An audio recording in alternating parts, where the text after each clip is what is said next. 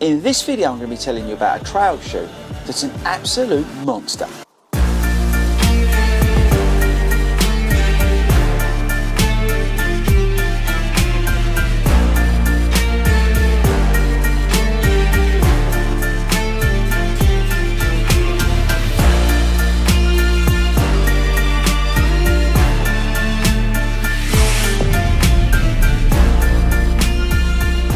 What is up everybody, and welcome to 40 Runs and our review of these, the New Balance Fresh Foam Trail version 3. Now I'm not sure if I got that name right or wrong, but let me know in the comments. But anyway, this is one of the shoes that the guys from New Balance sent me as part of my New York City Marathon training. So for you guys who have not been following along to the channel, I'm doing the New York City Marathon in November with the guys from New Balance and Believe in the Run. And the guys at New Balance were awesome to send me a load of kit to training, and one of the shoes that came along were these. The trail shoe version of the Fresh Foam More. So this is a monster of a shoe, and I think we need to get into the stats and features before we get into the things I liked about the shoe and the things I haven't liked about the shoe. Okay, so first up, you can get this shoe, right, love this, £102, I've seen it on the website. We've got a Vibram outsole, see the Vibram tag there. We've got a big stack of Fresh Foam X. It's 4mm drop. We've got 40mm of stack in this shoe. Weighs 11.3 ounces, 320 grams. We've got a debris resilient synthetic upper, apparently. 5mm lugs. Also allegedly on the bottom. I don't know whether this is true or not. Let me know in the comments if I got that wrong. It doesn't fit true to size. You need to watch your sizing. I've got a UK 9.5 in here, and I'm getting away with it, but I could probably do with the next size up. We've got a nice midfoot lockdown. We've got a gusseted tongue, lacing and heel area is very comfortable, which is good.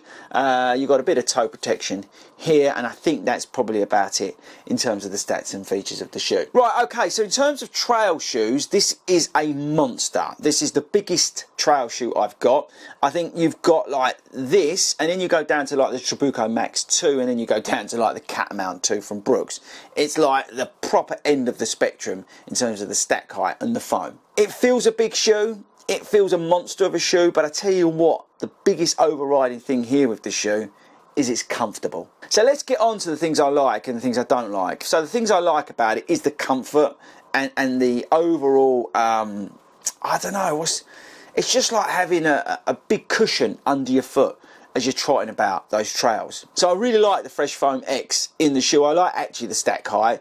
It's not something I would wear if I was like really bobbing and weaving through some of the trails up in the forest, but for some of the paths, the gravel paths up in the forest that I do, which is some of its grass section as well, this is absolutely fine. I like the grip from the outsole. I like the width of the shoe as well in terms of the stability, because you know 40mm stack with Fresh Foam X, you could have some stability issues, but it's such a wide platform, and with the grip that you're getting from these big old lugs on here, it's providing enough traction but also stability. Now look, if you pronate, you want to stay away from the shoe, but I've had no issues with it. It's soft, it's comfortable, and it just feels, yeah, really, really nice underfoot. So things I don't like particularly the sizing of it, but that's just a New Balance thing for me personally. I think other than that, there's not really much here to dislike. I suppose the only thing you could say is if you are somebody who does pronate, then you probably do need to stay away from that. That's not really a dislike, that's more of a bit of guidance. So look, if you're after a very comfortable trail shoe that you're not looking to do any speed and you're just looking to plod about, I don't know, whatever your trails are, as long as they're nothing technical,